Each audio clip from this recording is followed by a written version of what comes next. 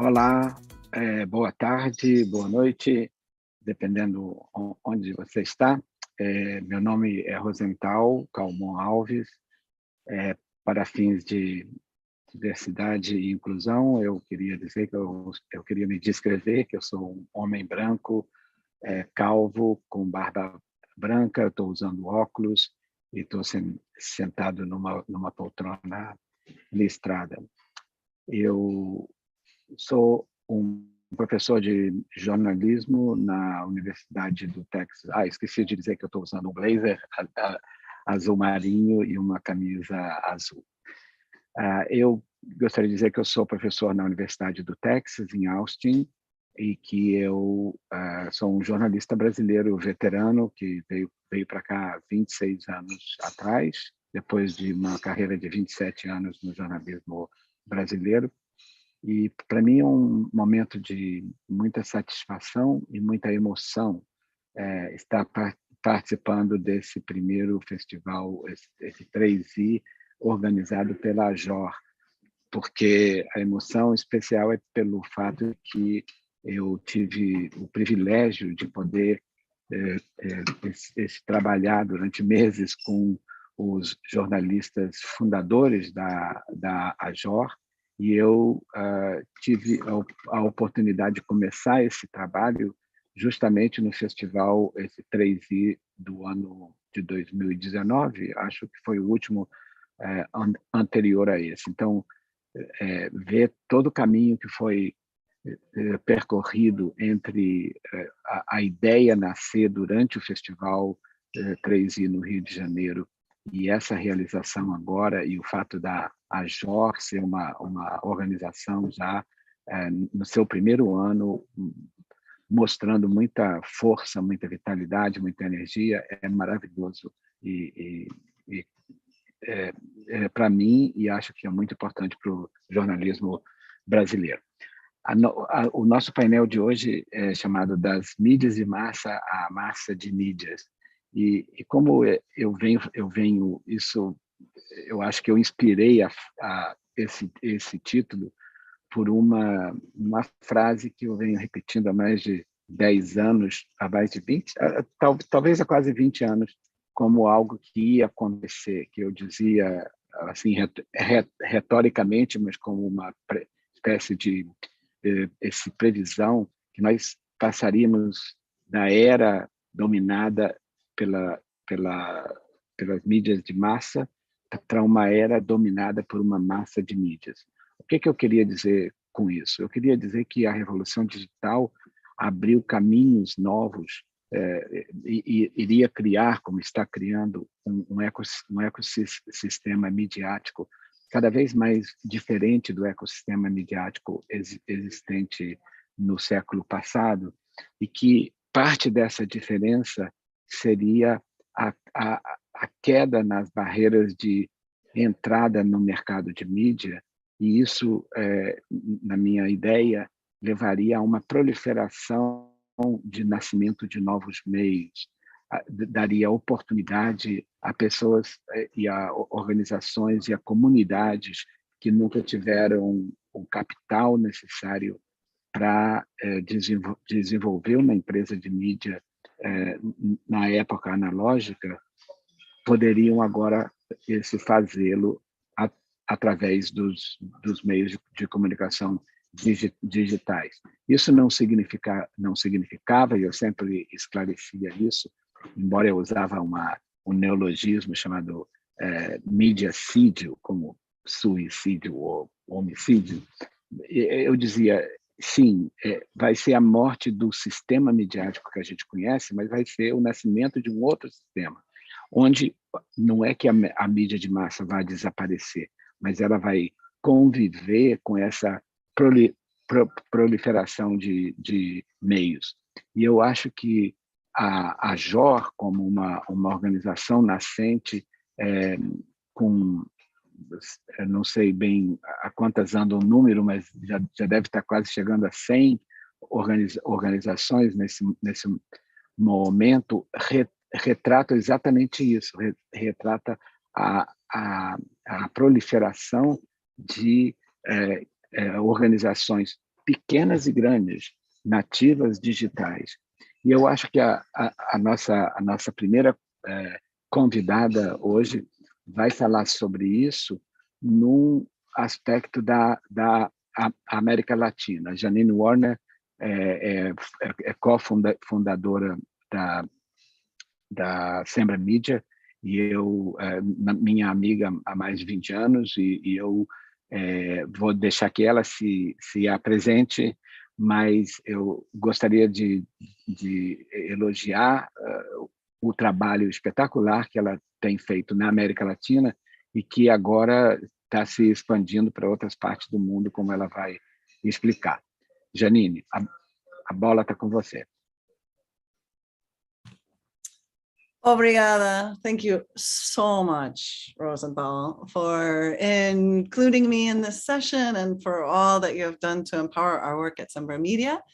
I have prepared a presentation. It's about 20 minutes long to give us some things to talk about afterwards. I know Allison is with us and will be sharing some of her insights, and I look forward to having a discussion with both of you after my presentation. I will start with a brief introduction to myself and then, with permission, share my screen. I am Janine Warner. I am the co-founder and executive director of an organization called Sembra Media. I will talk more of that in my presentation. Our focus is on helping digital native media, and particularly the leaders of those media, often journalists, to build stronger and more sustainable organizations so they can do more and better journalism. I studied journalism in Spanish. I work mostly in Spanish language. English is easier. It is my first language. I should add my visual introduction. I am a white woman with almost white hair. Some people call it silver blonde. I am coming to you from my office in my home in Chicago. Behind me are lots of books and plants and art that I have collected in my many years of traveling and working and writing and knowing many authors in my life. And among them, Rosenthal Alves, who I know is very well known in Brazil, has been a huge influence in my work over the years. So I am here today in Chicago, where I live with my husband to be closer to my family. But I run a virtual organization, so it kind of doesn't matter where I live in the world. And I've actually worked virtually far longer than the pandemic. So this was not a new thing for me to switch to Zoom. I've been using Zoom for 6 years now.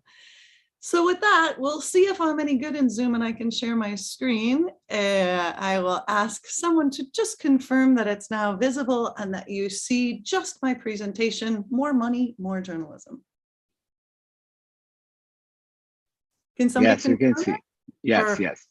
So great. Now I can tell you can see my presentation, you can see me, and you can see the person signing. Thank you to all the wonderful translators on this call, those who are translating my English into Portuguese, as well as sharing my words with others. Thank you.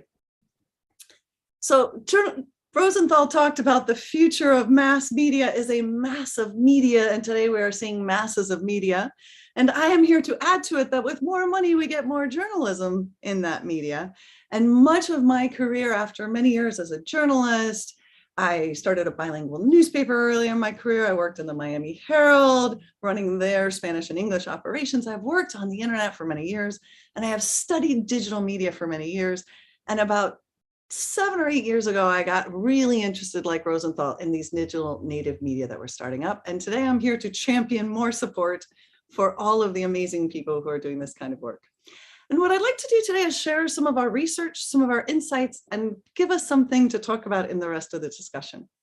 And I will offer to those of you who are interested in becoming entrepreneurs or trying new things in the media that you have created yourselves, that I always like to start and end my presentations with the secret of success. And if you have never heard me share this, at the end, I will tell you a little bit of what I think is the secret of success. So if you pay attention with me, at the end, I hope to share some insights that are useful.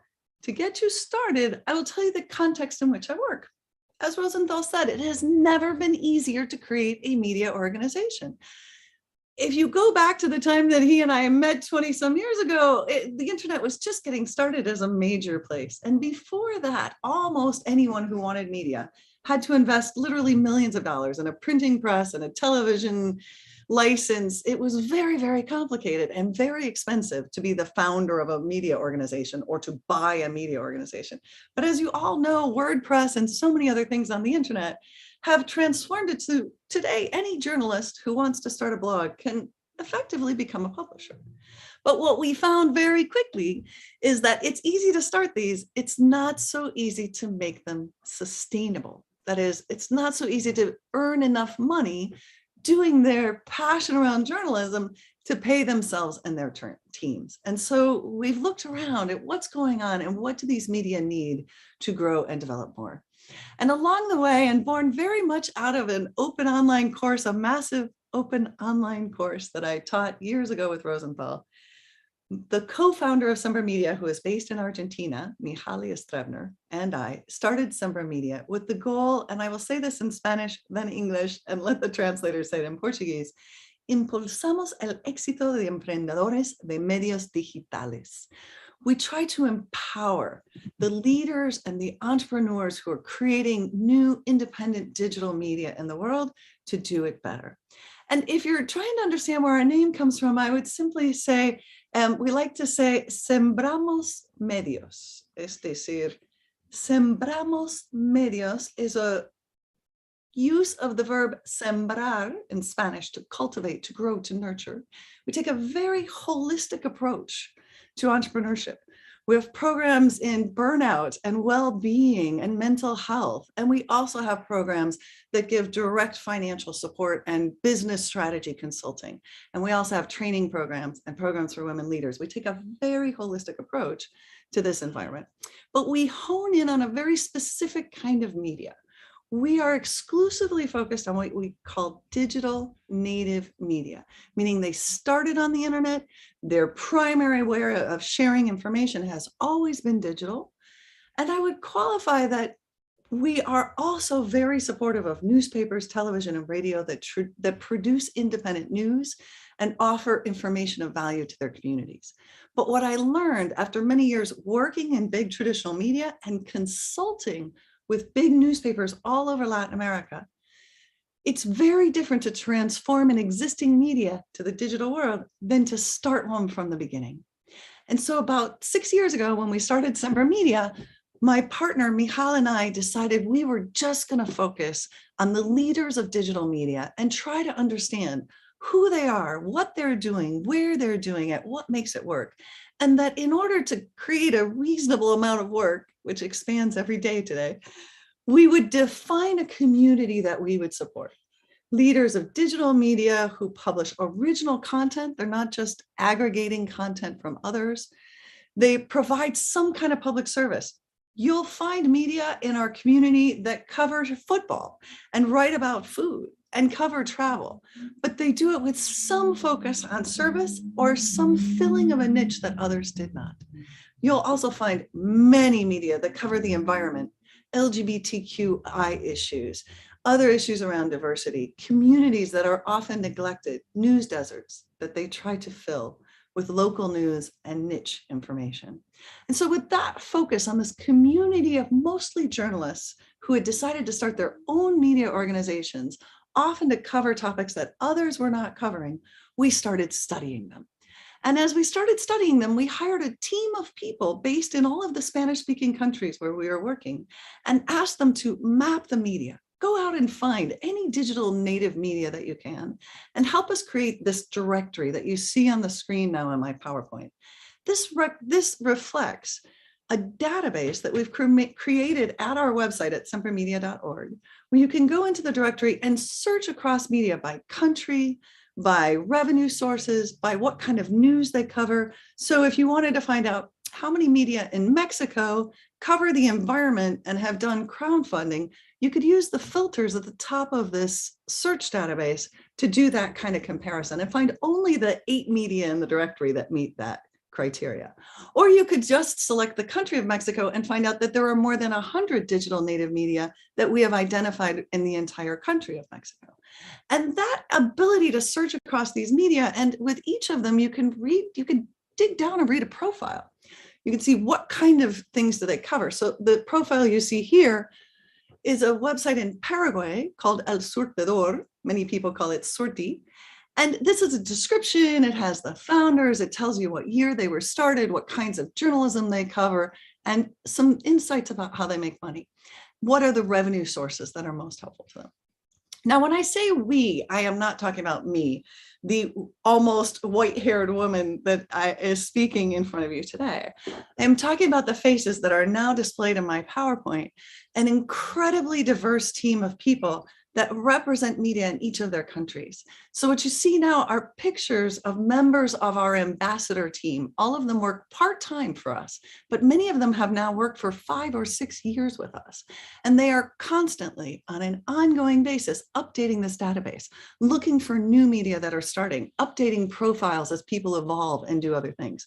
So we have an ambassador for Cuba, for Peru, for Colombia, for almost every country where there are Spanish-speaking people, although we have actually found more media in the directory now in more countries that publish in Spanish. That's one of our requirements, original content in Spanish, although we do now accept Catalan and Amharic and some other languages that people publish in, mostly indigenous languages and variations in Spain. But our focus historically was Spanish. We love Portuguese. We know, Rosenthal, that Portuguese is the most beautiful language in the world.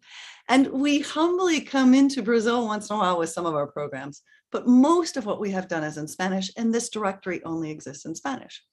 And you might have noticed that the first time I put up this directory, it had a smaller number. Now it says 839 media from 22 countries.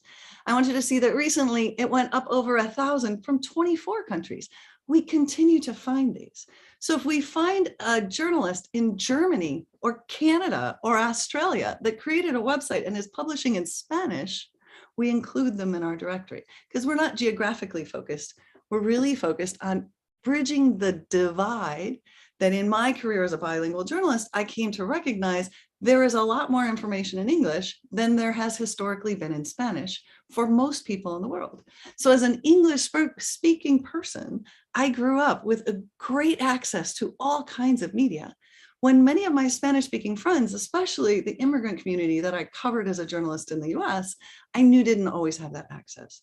So Sember Media at its core is about helping to bridge the information divide and empower Spanish language journalists to produce more information in a part of the internet where historically there has not been as much information in Spanish as people on the internet in Spanish. I would posit that Brazil also would benefit from even more information. But in both Spanish and Portuguese, in the 6 years I've been doing this, I have been astounded to see more and more and more. And today there are more than 1,040 media in this directory. Now that number changes and it goes up and down. And I should tell you, it's possible that tomorrow there will only be 1,038. And that is because the same team of ambassadors in all of these countries also removes media from the directory if they stop publishing for more than 6 months. So if you start today and you meet our criteria, even if you make no money, but you have some impact and some value to your community, we include you in this directory. And this directory, you should understand, forms the basis of our community. And today, that incredible team of ambassadors in all these different countries represent a network of networks, each one communicating in WhatsApp groups and Facebook groups and email newsletters and webinars that they organize, sometimes just for Mexico. Sometimes Puerto Rico and the Dominican Republic do a webinar together. All of these ambassadors meet every month and share what they learn with each other in an effort to better help their own communities with the understanding the bigger trends that are happening around them. But all that started with this directory and a research project, and Michal and I very humbly walking into Latin America saying, wow, there's something happening here. Rosenthal's right. Massive media in the future is where we're going. Let's learn about them. So Sember Media was started as a research project. And in the rest of my few minutes that I have with you, I'd like to share some of the things we've learned from the media we've been interviewing. The first lesson I will share is that allies increase impact and help you grow faster and stronger when you do them right. In Sember Media, we have been incredibly blessed with a variety of funders and other partners who help us in many ways, from better handling security issues for the media that we deal with, to legal partnerships with pro bono attorneys, to partnerships with the Knight Center that Rosenthal leads, where we're soon to be offering another MOOC, a massive open online course in this topic. So I want to share an example of a partnership that I observed in the very beginning of the pandemic. And I'll take you back to when this picture was taken was about 2016, when my dear friend Elaine Diaz, who was born in Cuba and studied journalism there, was returning to her country from a Nieman Fellowship that she won to study at Harvard. And after spending a year at Harvard, she came up with the idea of creating a media site called Periodismo de Barrio. This journalism site focused on Cuba was one of the first ever to consider the environmental aspects of that beautiful, fragile island where she was born. And in the years since, she has built up a team of journalists who work covering a variety of issues. This picture, if you can see it, is of her laying on her back across her desk with her head kicked back and her ponytail hanging down, bored and frustrated because she's waiting for the Wi-Fi connection to start again in her country. Now, today, the Wi-Fi is a little better in Cuba. And today, many Cuban journalists like herself have found ways to operate very effective media organizations. But when the pandemic started, it was very hard on her small team. And Periodismo de Barrio, which is her site, decided to form a partnership with another website from Cuba called El Toque. And together, because the founders of these were very close and knew each other well, they were able to create a very complicated partnership where they covered different stories for different audiences, but sometimes they could send the same journalists. And so at the beginning of the pandemic, when it was very dangerous for journalists to go outside, and when it was very hard to have a photographer and a writer on site to cover stories, these two media organizations joined teams, joined forces, never thought about competition, and created stories together. And that not only helped them keep their teams safer and provide more news in the pandemic, it also got the grant organizations, the foundations that give them money, it got those foundations to give them more money because they were so impressed with what they were doing. Partnerships can be incredibly powerful. And I want to challenge everybody in this room, whether you're a media leader or you work at a big NGO or you work in an organization, to understand and share, I hope, the philosophy that I believe Rosenthal and I both bring. There are so many challenges to solve in this community. We all need allies, and I really don't see anyone as competition. If you are doing something well, we will do something else. There are so many things that Summer Media is trying to do today to help media in Spanish, and there are so many needs in Brazil, in Portuguese, that I hope people on this call are also thinking about. I know there are some interesting things already happening there, but allies and partnerships are the key to our success and the success of many of the media we work with. The next lesson I will share is the importance of what we call diverse revenue sources as the key to independence and sustainability. If you only have advertising, or only have subscription, or only have membership, or only have one donor, you are much more vulnerable than if you develop 2, 3, 5, or more revenue sources. In our research, we have found more than 30 options. Nobody should do all of them at once, but somewhere between 2 and 5 different ways of earning revenue for your media organization are helping media better overcome economic challenges and unexpected things like the pandemic, and better maintain their own independence and their own journalistic integrity, because they're not overly dependent on any one source of income. That's part of why in our directory, we don't accept media if they get all of their money from any one government or all of their money from any one corporation. They can get some government ads, they can get some contracts, some grants, but we insist that they diversify their revenue and are not overly dependent on a force that can have so much influence. And I would offer you an example from your neighbors in Argentina. Many of you, I'm sure, know of Chequeado and their innovative work more than 10 years ago as the first fact-checking site in the region in Spanish. Since then, they have helped many other people create fact-checking sites all over Latin America, and they're leaders in a network of fact-checking sites. This is a perfect example of partnerships. But I want you to also know, as an independent digital native media organization, they have a diverse group of revenue sources. And they explain on their website, and I think it's really helpful to think about how they say this. Of course, they say it in Spanish, I will say it in English. You can read it on their site in Spanish. Thank you again to the translators. To guarantee our sustainability and independence, we have a diversified revenue strategy, which consists of a balance among a variety of different sources of funding.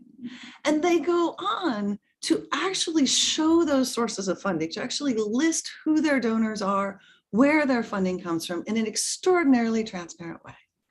And I will tell you that Argentina, like many other countries in the world, has the challenge that the government sometimes does give significant amount of money to some of the media in the country. But that tends to change from government to government. So when one party's in power, some media get money. When another party's in power, other media get money. And that is very challenging to build any kind of sustainable media and to remain independent. For that reason, Chequeado decided as a policy that they would accept money from the US government, from European governments, from Google and Facebook, from corporate sponsors, from many different sources, but they would never accept money from their own government in Argentina because they had to have the absolute power to correct or say anything they needed to that the government might say that they needed to fact check. So that is what independent revenue source empowers. When you have enough diverse sources, you can speak truth to power with greater integrity and greater sustainability. So there are many ways that a media organization or a media company, nonprofit or for-profit, can earn revenue. And I'm going to put this on the screen. Don't worry, translators, I am not going to read this entire slide. In fact, I encourage anybody who wants to take a picture or a screenshot if you want to capture this. This is a list of the ways that we have found media make money. Some of them get grants, many of them take some kind of advertising, but even in advertising, you will see on this slide, there's Google ads, there's programmatic ad exchanges, there's sponsored content, there's banner ads that you sell, there's sponsorship for events.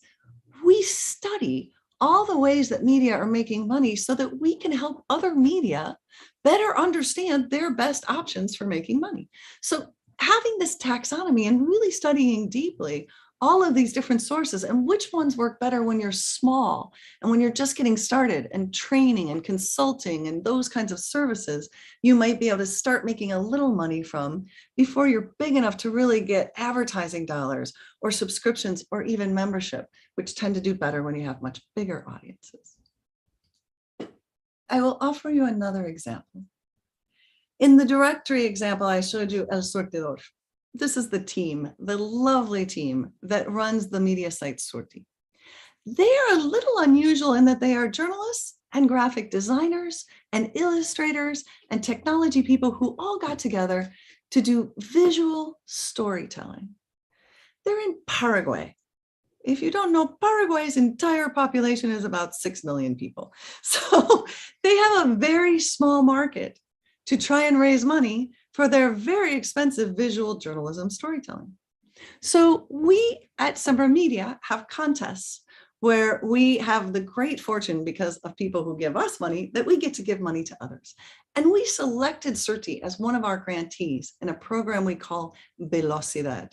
And in that program, we were able to help them to expand their vision, to realize that they could create services and designs for clients beyond Paraguay.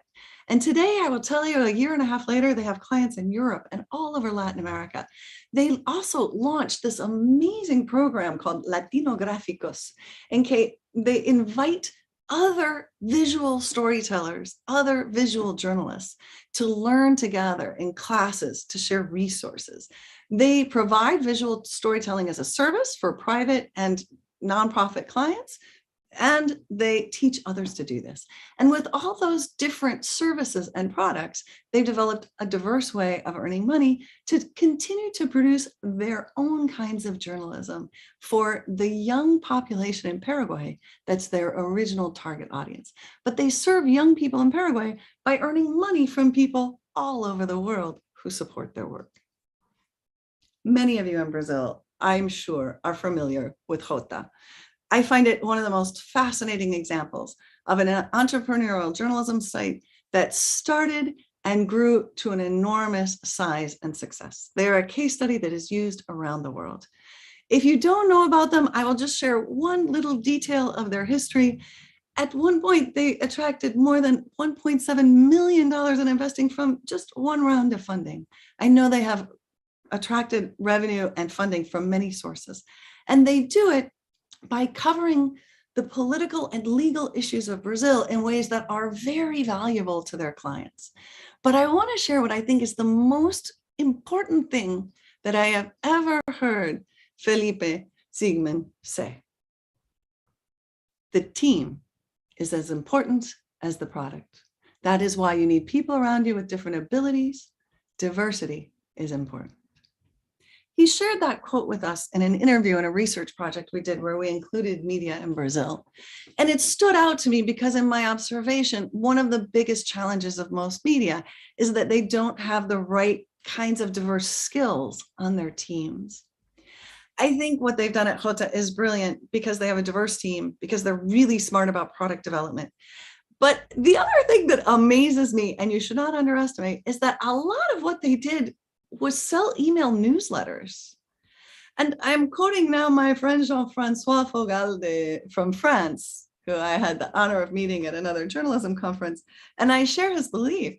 Email is the cockroach of the internet. Most people underestimate how important it is. Most people undervalue how it can bring revenue into media. It's the key to most membership programs. Selling newsletters that are really focused on valuable niches is a real way to make money. And if you're so focused on TikTok and Instagram that you're missing the power of email, that's the kind of thing we look for in our research. Yes, TikTok and Instagram are interesting, but email is where we see people really making money in ways that surprise others. So back to teams, and I'm almost done here. But one of the things we've most seen in terms of the best and the worst of these wonderful digital native media we work with is that most of them are started by 2 or 3 journalists who get together, start a blog, start a WordPress site, maybe even something more advanced, but they start writing, they start developing an audience, and they kind of start trying to get a little money from grants or a little money from somewhere else, but nobody's really paying attention to the business. And I use a slide here with a picture of a bunch of chefs in a restaurant, because I think starting a media organization with 2 journalists or 4 journalists and nobody else with other skills is like starting a restaurant with 2 chefs or 4 chefs and nobody else. And remember, if you run a restaurant, somebody has to do the marketing. Somebody has to greet the guests and sit them at the table. Somebody has to bring them their food. Somebody has to order the foods. OMG, somebody has to do the accounting to make sure you can pay for the food. And if all you have is chefs, you're probably having a really good time in the kitchen. You might have some great recipes, but you don't have a restaurant that's likely to last very long. And so I use that metaphor with journalists. If all you have is a couple of journalists on your team, if your team looks like this is what we have found in much of our research. This is a visual illustration of data that shows that most of the media we've studied across thousands of these media, some of them have teams of 50 or 100 people, some of them have teams of 1 or 2, but the median, the kind of average site we work with, has about 12 people. 10 in content, 1 kind of helping with technology, usually the web designer, and effectively 0 in sales, because the founder, who's person number 12, is the person who's doing all of the fundraising, and they're the main editor, and they write the guest column, and they do everything else. And what we found is that when we teach them, based on what we've learned, that if you bring in more diverse skills, if you get salespeople and business strategists and accountants, things go better. And just looking at the one data point, the media that we studied in our most recent deep inflection point study, of the media that actually paid someone in sales versus the media who didn't have anybody paid in sales, if you were mostly journalists and nobody was identified and compensated in sales or business development, your median revenues were about $5,000. If you were smart enough or sophisticated enough, or I know it's hard to have money to hire sales and then you don't have money to hire sales, but the ones who do hire salespeople make 6 to 9 times more money. In this case, maybe a factor of 10 that we've seen over and over in our studies, that when you put a salesperson on the team, the revenue goes up significantly. And when it's just journalists, there's not enough attention on the business. And I say this with love and the respect that the journalism should always be the most important thing. but not at the complete neglect of the rest of the organization. And we understand, and part of why we study and do a lot of training is we know a lot of these journalists like me, I never studied business in journalism school. I had to learn that later. I had to learn how to use a big spreadsheet and do financial projections. And in this study, punto de inflexión, or ponto de inflexão, yeah, I'll never say it like Rosenthal does in Portuguese. But this report, in which we included Brazil and we published it in English, Spanish, and Portuguese, we looked at a lot of data from about 200 media across these three parts of the world: Latin America, Africa, and Southeast Asia. The first time we did a study, we only did it in Latin America. This time we expanded it, and we found many of the same kinds of things. So I'll tell you, we spent a lot of time processing data to be able to say, if you hire a salesperson, you can make 6 to 10 times more. To be able to show, and this slide is a little complicated, but what's on this slide is a graph that's showing the data we have collected and spent a lot of time sorting out, the data of business at different levels of maturity. So if you can understand that we select 200 media or 1,000 media and we study them at a time, some of them are able to answer all of our financial questions about income and expenses. And then we analyze those. And because some of them are so small and so new or have no revenue, they're just run by volunteers, and some of them are making millions of dollars US every year, we had to break them into different levels of business maturity to better compare what works in terms of revenue and business development at different stages of maturity. So I cannot tell you that, on day 1, you should do this, and on day 2, you should do this, and in the second year, this is the most important thing, because some of these operate with volunteers for 5 years and then grow dramatically. Some of these get a lot of money at the beginning, burn out, and fail. But most of them that are doing well today started small with a little bit of investment and grew over time, diversifying revenue, diversifying their team, and building a stronger and stronger organization. And those patterns are emerging stronger and stronger in our data. We also learned from our research that 40% of the founders of the digital native media in the Spanish-speaking world, and when we added Africa and Asia, it went down to about 38%. The founders of these are in very high numbers women. And I'll tell you, we weren't looking for this. We are a very women-led organization. If you look at the team about us on Summer Media, you will see a lot of feminists on my team. But I'll tell you, we were surprised by how many of these are women when we first discovered this years ago. And we have confirmed it over and over and over today. If you go to the Summer Media directory, you can see today that the percentage is actually 42% across the more than 1,040 media in our directory today. Many of them are founded by 1 journalist, some by 2 journalists, some by 3 people, some by 4 people. 40% of all of those founders are women. And because of that, we have programs in women's mentorship, and we have met fantastic journalists like Katia Brasil, who's the executive editor of Amazonia Real, who is a perfect example of starting a media site because she wanted more coverage of the Amazon, which when she first started, other big media were not covering the Amazon region as well as she thought it should be covered. And she started a media organization to focus on a part of Brazil that, because of the environmental impact and because of the challenges of that region, she felt deserved more attention. She's a perfect example of the kind of journalists that we work with. This is another. And Rosenthal, if you want me to wrap up now, I will. If you give me a couple of minutes, perfect, then I will wrap up from here. So here's another that we really respect from Venezuela, whereas I'm sure you know the currency situation, the inflation situation has made it very complicated for these media to raise funds. Efecto Cocuyo in Venezuela is a fantastic example of starting a media site with crowdfunding, raising just a little bit of money to get started, and really recognizing that every little contribution from your audience makes you stronger and closer to your audience. So I will close by showing another animated GIF. When I first talked about spending a lot of time crunching data, I showed a picture of a little cat banging on a keyboard. Now I'm showing a picture of a dog banging on a keyboard, to be fair to everyone who loves cats and dogs. But I will tell you, our data empowers us to do a lot of the projects we do. The consulting, the training that we do comes out of our research, so that we believe we are giving the best advice, the best recommendations, and sharing the trends and findings with the people we work with. We do a lot of market research and a lot of knowledge sharing. And I will end by saying, they always ask me, where can I find this in Brazil? Who is doing this in Portuguese?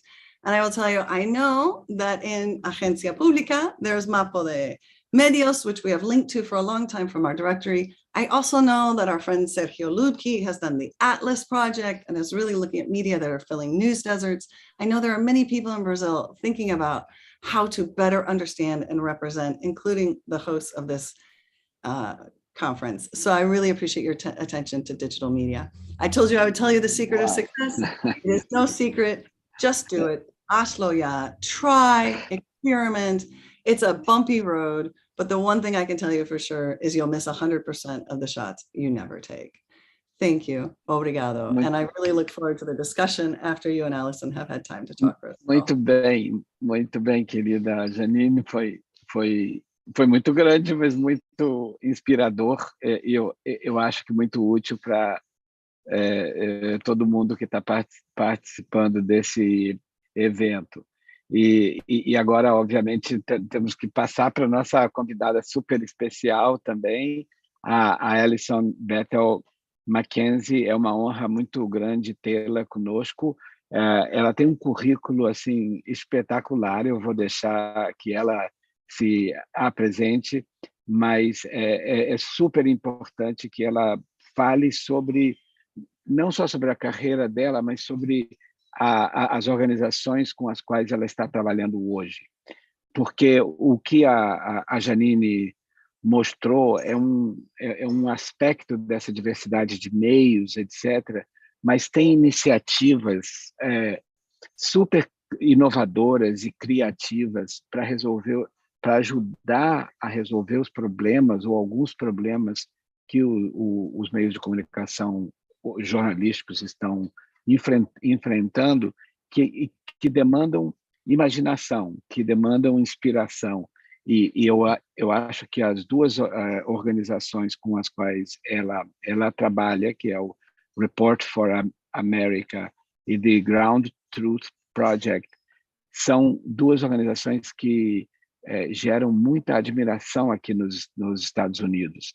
E eu acho que agora que eles estão expandindo para outras partes do mundo, vai inspirar muito no Brasil e em outras partes do mundo. Alison, por favor. Thank you, Rosenthal, and thanks, Janine, for such a really thorough, and I agree with Rosenthal, inspiring presentation on digital media, particularly in Latin America, Spanish-speaking communities. My name is Alison Bethel. I dropped the Mackenzie, Rosenthal.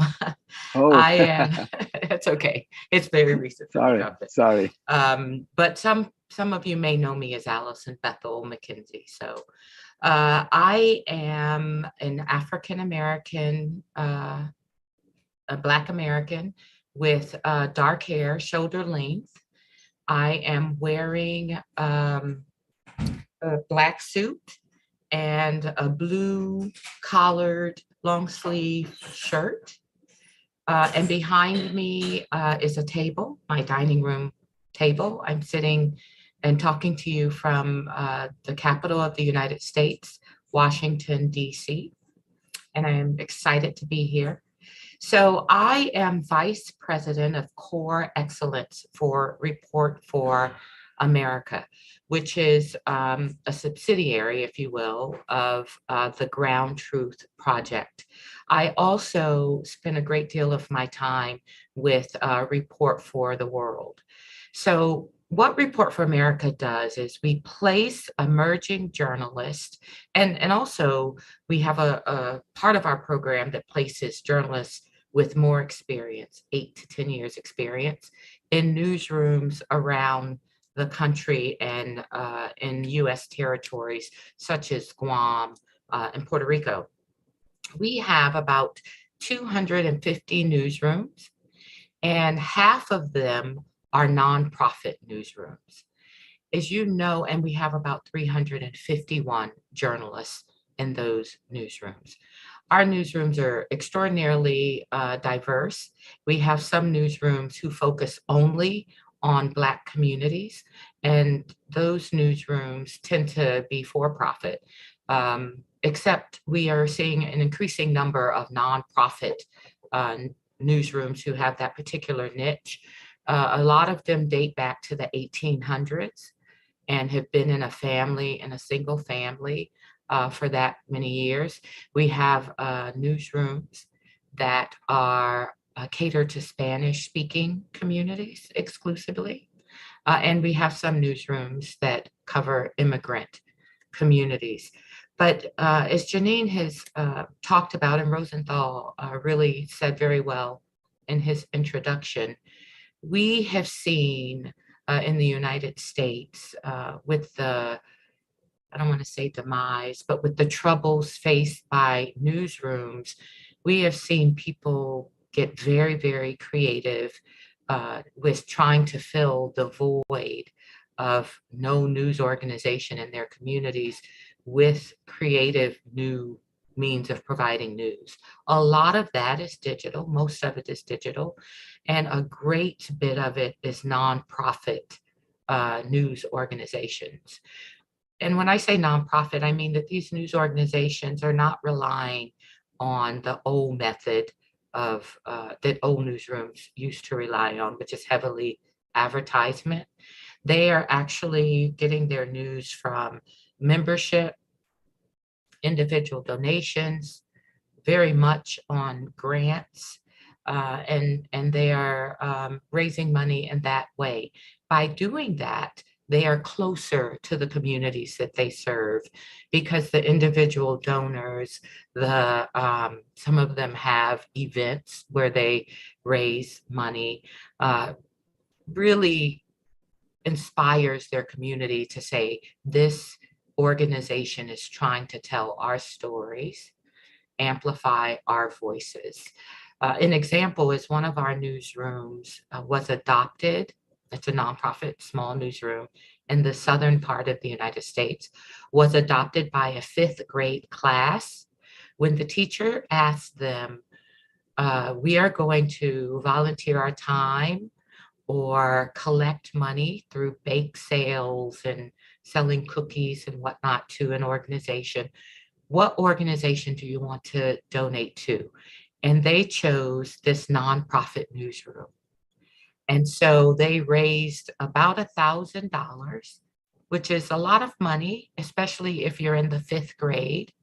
And 5th graders, you know, Rosenthal might be able to help me with this, I think are probably between 9, 10 years old or so, maybe 11. Yes. Which one you say? 5th graders. They're about 9 or 10 years old, I think.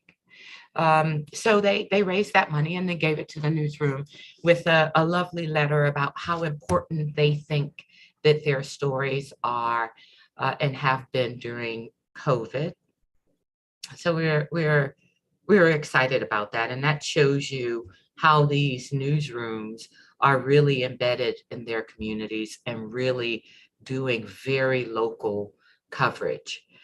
The newsrooms that participate with Report for America identify beats or communities or issues that have not been covered very well, if at all, in their communities. And they pitch those beats to us.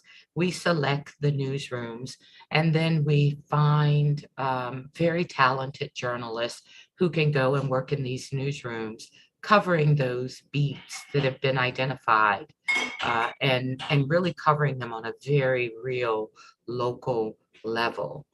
So what we provide to these newsrooms is probably their greatest asset, which is human capital, human beings to actually write the stories. For many of these newsrooms, it's maybe the first full-time reporter they've had, or they're joining very small staffs. So we have seen a lot of these newsrooms grow in the United States. As I said, according to the Institute for Nonprofit News, for example, they've seen their membership, they are a membership organization for nonprofit news outlets. grow 25%. To this, today they have about 350 news organizations as part of their membership, which is a tremendous growth over the last 5 to 10 years. We've also seen a lot of course, our mainstream or bigger news organizations or news chains taken over by billionaires or purchased by billionaires or venture capital firms. And so these news organizations, these unique nonprofit digital news organizations really are quite independent. They're not owned by a big organization at all. And they're really a little bit mom and pop, if I can use that phrase.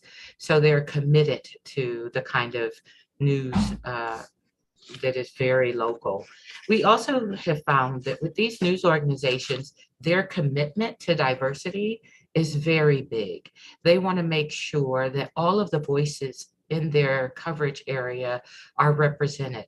So when they come to us, they are very much interested in diversifying their staffs, including more women, including people of color, and we're happy to see that that's important to them. I will say that we have not seen the big expanse in nonprofit news in some countries abroad, as we have seen in the United States, countries like India, South Africa, where newspaper is still king, where readership is still pretty huge. Japan, we have not seen the huge growth. Not that nonprofit news does not exist in those countries, but we haven't seen the growth that we've seen here in the United States. We are talking about publications like the Texas Tribune in the United States, Texas Tribune, Mississippi Today, The Current, who are all nonprofit news organizations. So what we do every day is we try to assist our newsrooms in not only teaching them. Janine made a really good point about a lot of the nonprofit news organizations being started by journalists who are not necessarily well-versed on business models and raising money. You know, in the United States, raising money or asking for money and being a journalist, saying that in the same breath has traditionally been like taboo. It's like the two don't cross. So we have a wing of our organization at Report for America that really focuses on helping newsrooms, editors and publishers learn how to write grants and how to seek money and how a membership model would look and how to ask for donations from communities and still remain very much independent. Our program has been so successful that we recently launched Report for the World, which is a very similar model. And we have newsrooms in Brazil, Nigeria, and India. And in the coming years, or this year even, we plan to expand and really focus on helping these new emerging news organizations to find really good talent and to do the work that is so important and so critical in their countries. I guess I can sort of stop there and answer. I'm looking forward to the conversation and to answering any questions that you might have. Yeah, Bom, vou falar em português. Eu gostaria de começar perguntando se vocês conhecem algum outro país que tenha criado algo similar a Report for America e como é que um meio de comunicação no Brasil, por exemplo, pode aplicar ou pode se candidatar a receber esse benefício e se você pode falar um pouco da experiência no Brasil que você mencionou? Yes, so we have not found that there's another organization like the Ground Truth Project and Report for America who actually are working with newsrooms throughout their country. We have had Canada and some Mexico and some other countries who've contacted us who are very much interested in our model and actually really interested in participating in Report for America and saying, you know, can you expand and do Report for Canada? And of course, that's something that we're considering down the line. Our work in Brazil is relatively new. And we are so excited that we've been able to help our news partners there, like Marcoceros, really connect with journalists in their communities who can cover stories and communities that they haven't served before, and really diversify in terms of what regions of the country they're covering and what communities that they're covering, racial diversity, in fact. And we've seen in the last, I guess, a couple of months, some really great enterprise and investigative stories that they've been doing all along. But with the partnership, we've sort of been really helpful in that regard. And we're looking forward to expanding our reach.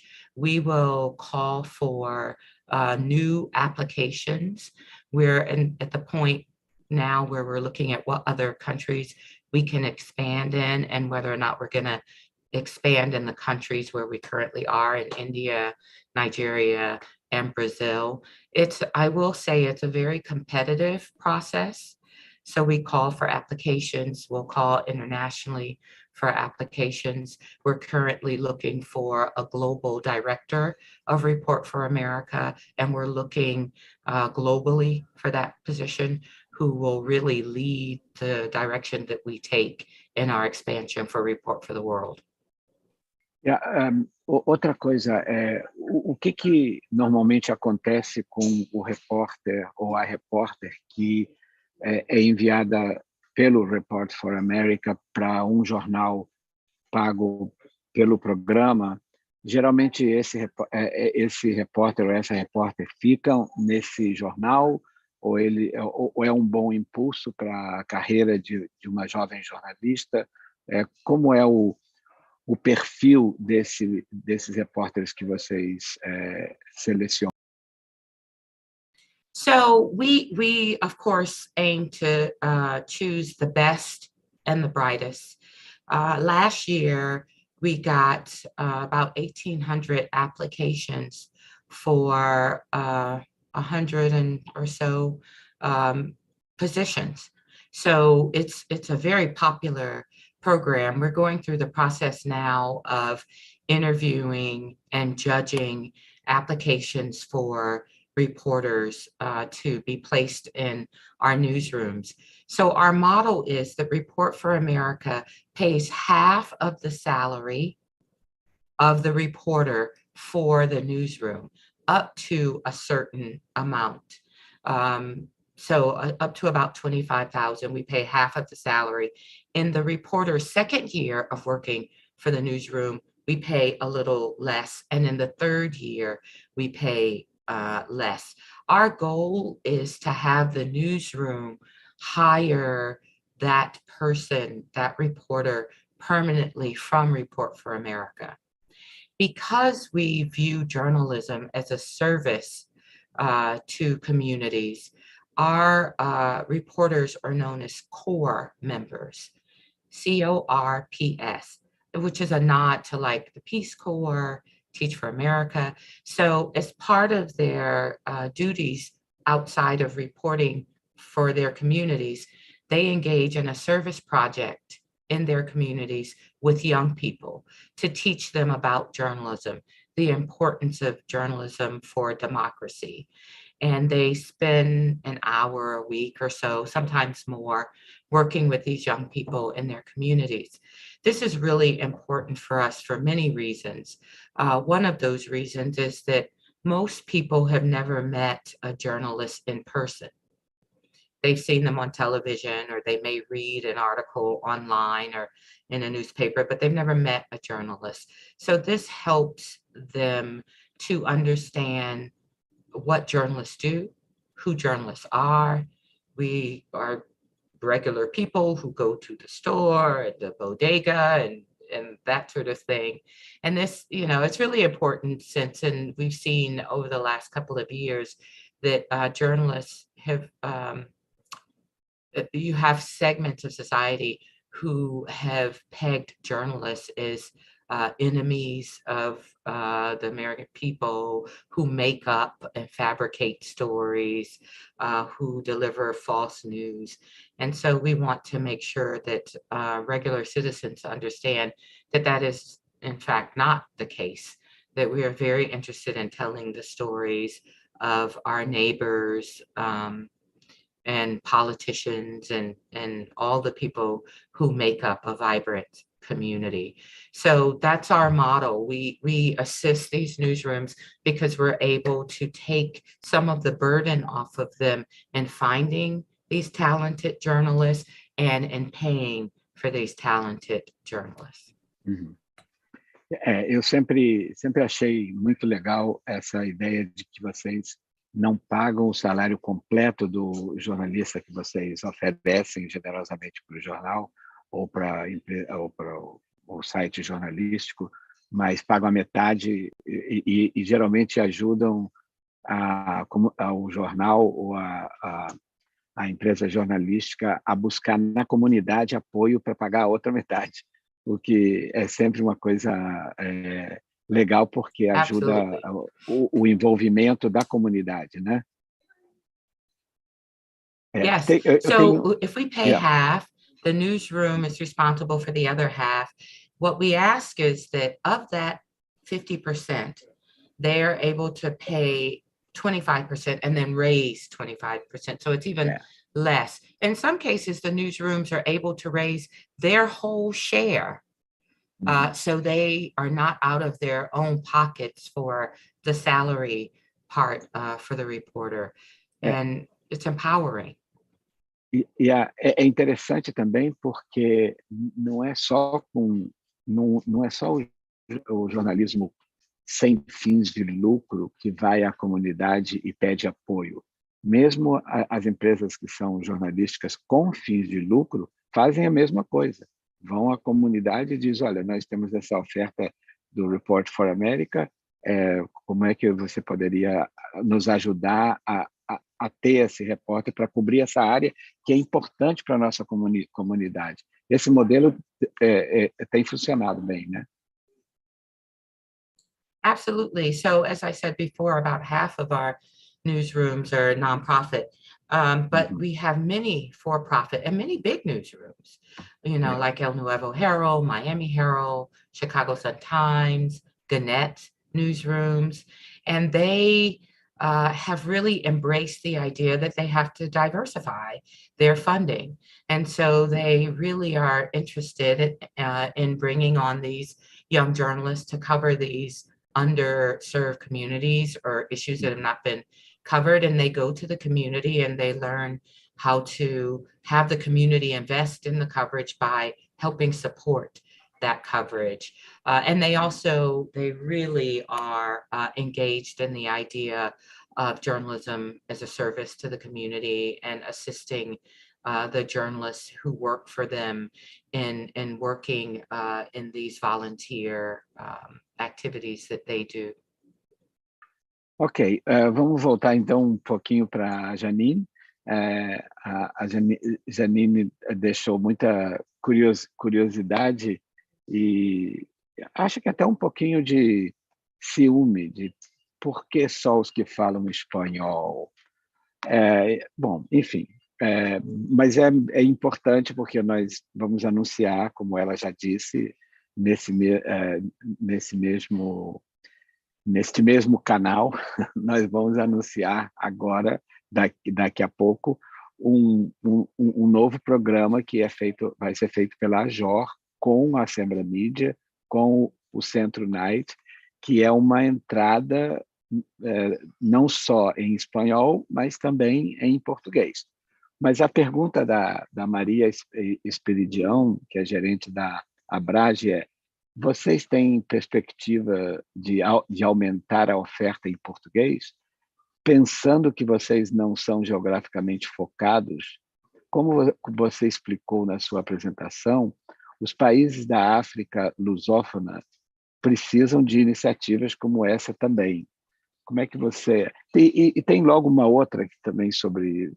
que vem do Gerson Siqueira, um jornalista brasileiro, que pergunta: vocês da Sembra Mídia já têm embaixadores no Brasil?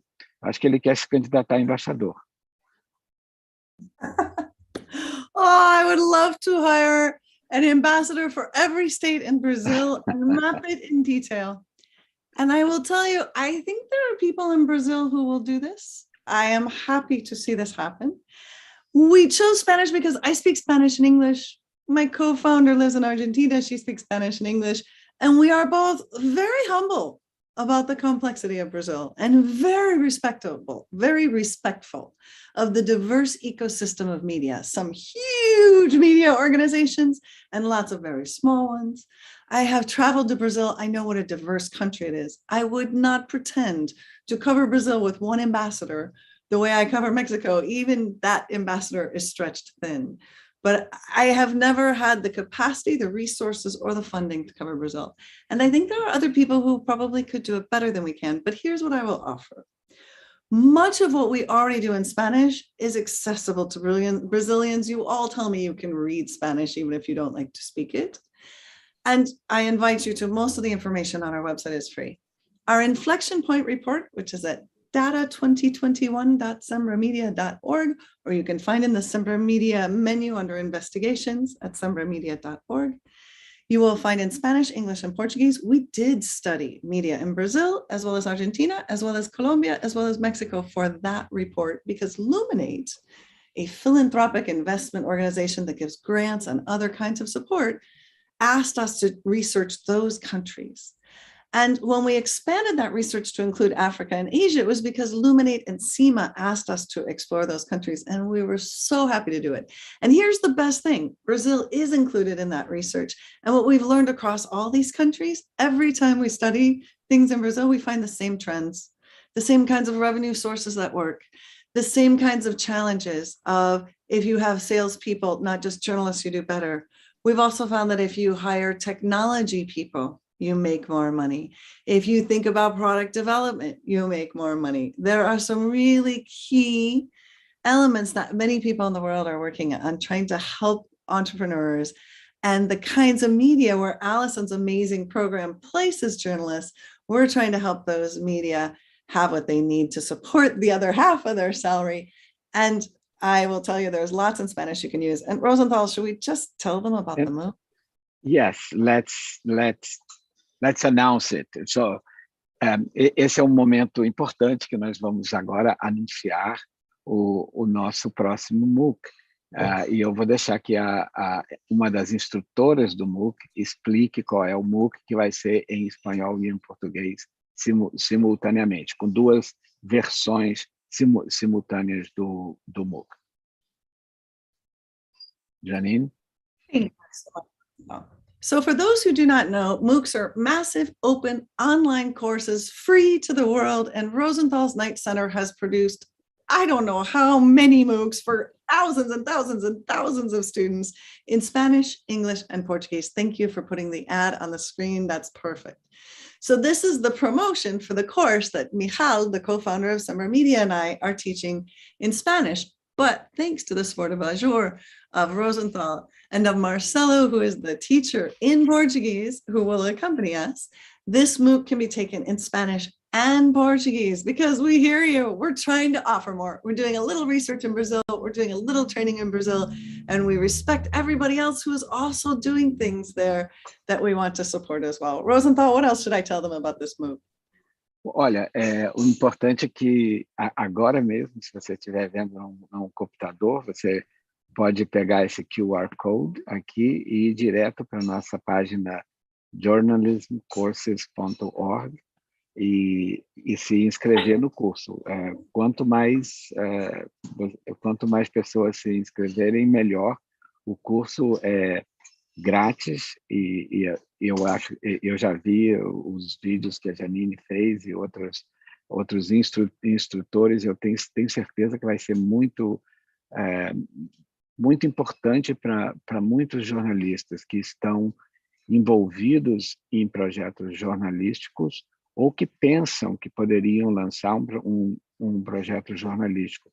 Eu acho que é um curso muito importante para alunos e professores de jornalismo no Brasil e na América Latina. E como a Janine disse, a própria existência da Sembra Mídia, que nos enche de orgulho, nasceu de um dos MOOCs do Night Center que ela ensinou e que uma das pessoas que já estavam trabalhando com esse tema na Argentina tomou o curso. Ambas foram a Austin para o ISOJ, o Hoje, a conferência que eu organizo daqui a 2 semanas, onde a Janine vai estar. E daí nasce essa parceria maravilhosa que beneficiou milhares de jornalistas no Brasil, na América Latina e no Brasil incluído. Janine, quer falar mais alguma coisa? Yes, I think you said that really well. So this course is for people who are thinking about starting a media site, professors who are trying to teach students how to create media sites and what's involved and are looking for what to teach. If you don't know, Sembra Media also has an entire section dedicated to professors who teach entrepreneurial journalism or other kinds of business and innovation skills to journalists. We have a recommended curriculum that would be easy to translate from Spanish to Portuguese, and many other resources. So in this MOOC, what you benefit from is Michal and I introducing you to concepts, giving you the overview of what we've seen work when people start or build or grow media. But you're also going to see a bunch of guest instructors. So Rosenthal mentioned, in 2013, I taught my first MOOC all by myself, and I didn't have enough examples in Spanish. So then we got some examples and we did a second MOOC in 2015. That's when I met Michal, the co-founder of Sembra Media. And together we did a third MOOC. And now in this MOOC, it's Michal and I and James Briner and Miguel Lur and Abraham Torres and so many other wonderful people who work on the Sembra Media team and in the Sembra Media network, teaching about audience, about business thinking, about revenue sources, and about how you should develop healthy media organizations that are led by journalists. And they're journalists teaching journalists in this course. And it's not just me, and it's not just examples from the US, it's examples from all over Latin America. And we're going to have a live session in each of the courses. They last 6 weeks. They're free. You sign up, you take it when you want. And we're going to have live sessions in both, one in Portuguese with examples of media from Brazil for you, and another one in Spanish with examples from Latin America that we can share in Spanish. So they can hear directly from some of the more successful media we've seen about how they did it as part of this course. So I hope you will start signing up today. Rosenthal, you can remind them the dates. It's on the screen there. His team will get you signed up. Our team put the class together, and Marcelo made it happen in Portuguese as well. So some classes are taught directly in Portuguese, some are subtitled in Portuguese, and we're mixing worlds to give you a bilingual course.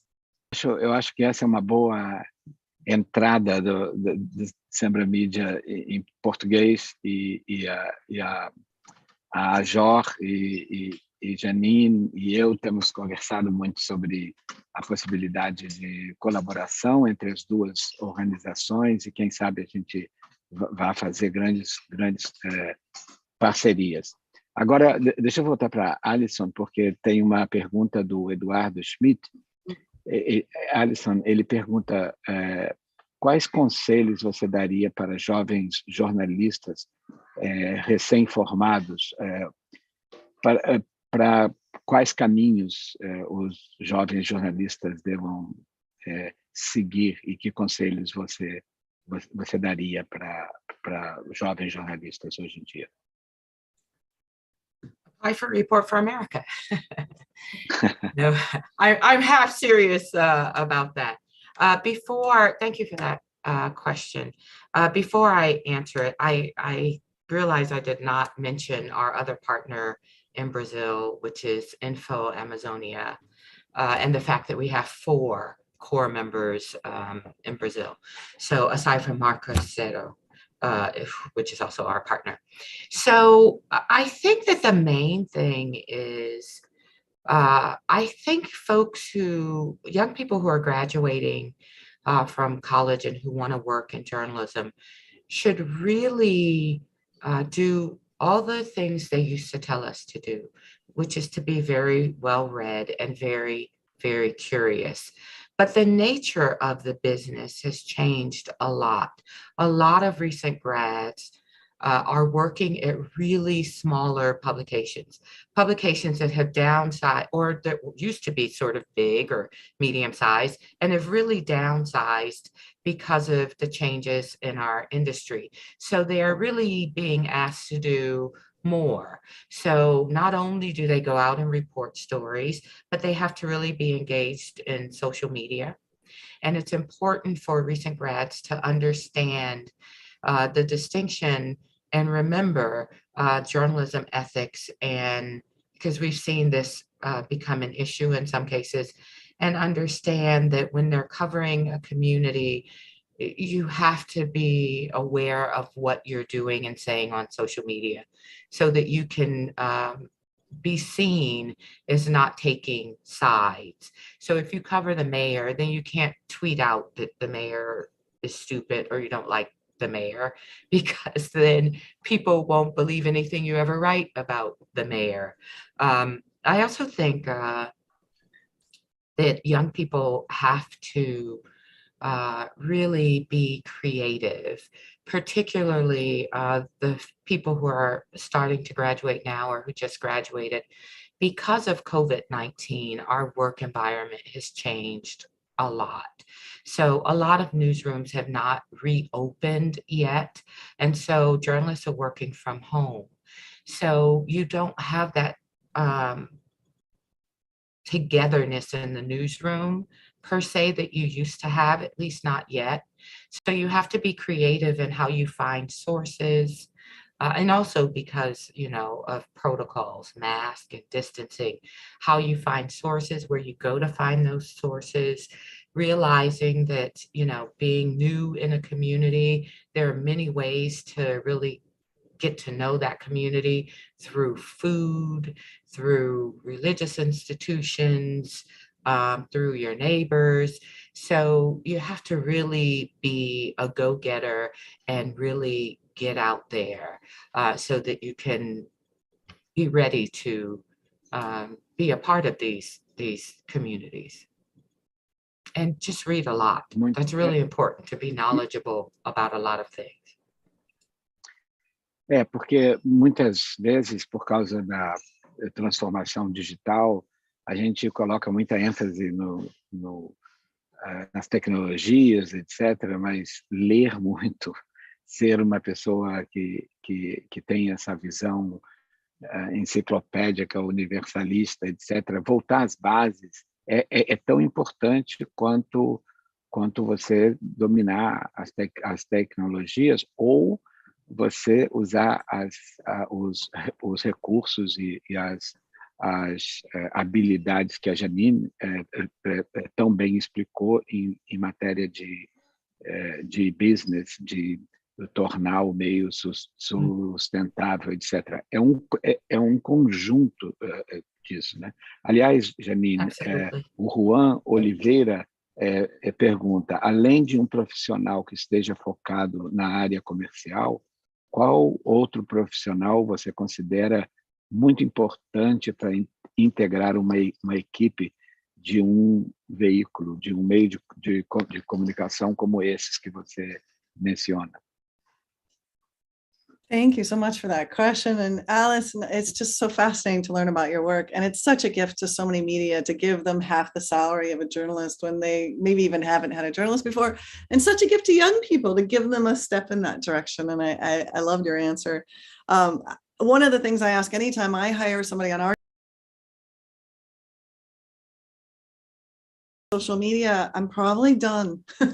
No offense, but you need to be able to say, I read the New York Times, I read the BBC, I like the Times of India once in a while when I'm looking at that part of the world. I speak Spanish, so I also read these 6 media in Spanish. That's the right answer for a young journalist to give about how do you stay informed. That you understand that different media have different perspectives, you're going to learn different things in different places, and the more places you can study, the better. And that's really what led me to Sunbury Media, trying to make sure that there were more voices out there and more places in countries like Cuba and Venezuela, where government capture has shut down most of the independent voices, and the few that are in our directory are among the shining stars. In the US, we are so lucky to have so many media, and even here, we struggle with news deserts. In Brazil, you have a beautiful ecosystem of media, but you also have really neglected communities and news deserts that really would benefit from more help. So young journalists are great. Who should be on your team as you do this? That was the question. Sorry, it's getting late. Let me just say, obviously, you need an editor and a journalist first. It's not a media organization if you don't have content, and I will never say that's not the most important thing, the journalism. But after that, and before you hire a bunch more journalists, go hire somebody who is thinking about business, meaning they're thinking about how could we make it? Should we write grants? Should we start a membership program? Should we sell services? Could we host an event and get sponsors and charge entrance fees? What are the talents on our team we could sell? What do you know how to teach? What do you know how to do? How do we scrape together enough money to get big enough to get more money, to get big enough to get more money? And if you don't have somebody doing that, while somebody else is doing journalism, it's really hard to ever prioritize that, because journalism will always be more interesting and there will always be a new story to cover. So you have to have somebody focused on that. And then tech, we found, like I said, is also 3 times higher revenue, even if you don't have a salesperson, if you have a really good tech innovation strategy. These are digital native, they have to be focused on tech. But don't forget, you need accountants, you need assistants. As you grow, you have to grow healthy, not just all journalists, but try and find a balance between journalists and business people and try to help them work together, which is, as Allison said, really foreign to many of us. Many of us started in newsrooms where there was a wall between us and the salespeople. Journalism over here, business over there. Don't let the business people corrupt you. Don't let them tell you that you should write certain stories about their clients. We weren't allowed to talk to each other. Today, journalist leaders have to manage salespeople. They have to understand product development. That doesn't mean they have to do sales necessarily. But if they don't want to do sales themselves, they better hire somebody else. So I'll stop with that. A healthy team has lots of skills. Can I add to Yes. that, Rosenthal? I was about to ask you to add, because I noticed you wanted to. Go ahead. Janine, perfect. That is totally perfect.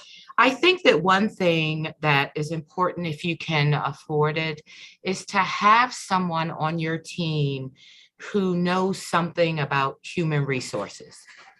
We have journalists are really struggling with mental health issues. So mental health issues, and also security, digital security, online harassment of female journalists is huge. Not that male journalists are not harassed as well, but female journalists, the harassment takes a different shape. It's more violent. It's more frequent. Sometimes it turns into actual stalking, people physically attacking journalists. And you need someone who can sort of guide you through this. If it's not a human resource expert, then maybe on full-time, maybe a part-time person, or someone in the newsroom who can really familiarize themselves with this, who a reporter or even an editor can come and talk to about these kind of issues, because quality of life is really probably more important than when I was in a newsroom, because we were so focused on getting it, that we didn't take such good care of ourselves. But times have changed. And if that's a possibility, or you can pull together with other nonprofits and have a person who divides their time between each newsroom, I think that's also an important person to have on top of all of the other important people Janine mentioned. You think, Janine? I so agree. And I would just add, we have so much data and so many stories, but we also do these acceleration programs where we invest grant money and consulting time. And we have strategic consultants that help them in some ways and tactical consultants. And our most popular tactical consultant, the one all the grantees ask for more time with, is an HR leadership coach.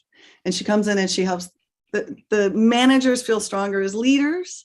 She helps them better understand how to, as they say in Spanish, contener sus equipos, take care of and contain their teams, and also how to define roles. One of the things we find that you may not see as much in the US, but I'm interested if you do, media in Latin America are traditionally very top down. So there's an editor who decides what's done and everybody else follows their rules. And a lot of these journalists leave that environment and create very horizontal structures with cooperative models of decision-making, which I love. And we work very hard at Semper Media. But 20 people making every decision can be very challenging. And helping media leaders learn how to lead collectively is one of the things we found especially important. Have you seen that in the US, Allison? Absolutely, 100%. And it's the other thing it's important for. So we've seen that, and we've seen people really interested in, as you mentioned earlier, diversity. The diversity issue. So it's one thing to say, my staff is all male. We're going to bring in a female reporter, and that woman is the only woman on staff, and there's been no preparation to have her there. So these are things that need to be addressed so that you can keep your reporters happy and keep them there and keep them producing. So, yeah. Yeah, and what we see in Latin America is sometimes under very difficult conditions, economic challenges, and not just harassment, but physical threats, arrests. And in Mexico, we've already lost more journalists than months.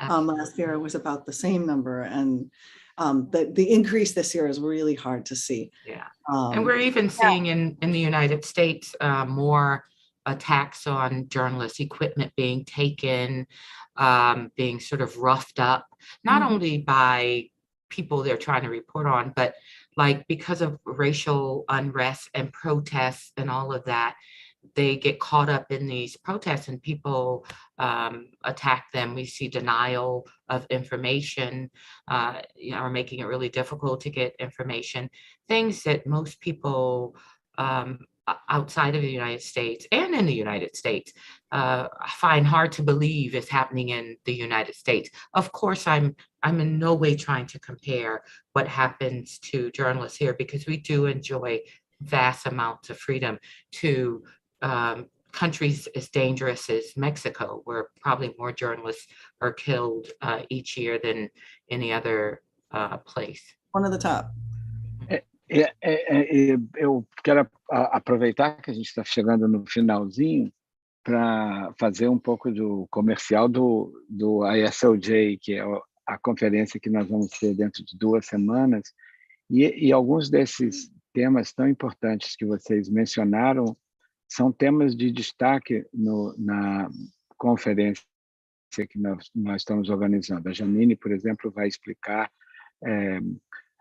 todo esse processo de ajuda na área de sustentabilidade.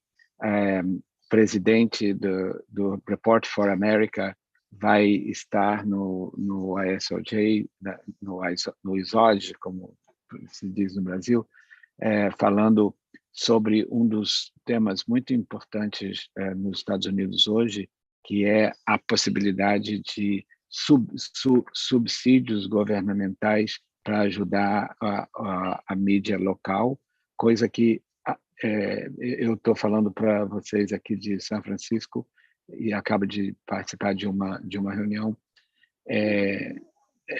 aqui no Silicon Valley sobre o futuro do jornalismo, e uma das coisas que eu disse era, há poucos anos atrás, era absolutamente impensável fazer uma discussão de que o governo devia ajudar o jornalismo, porque era um tabu.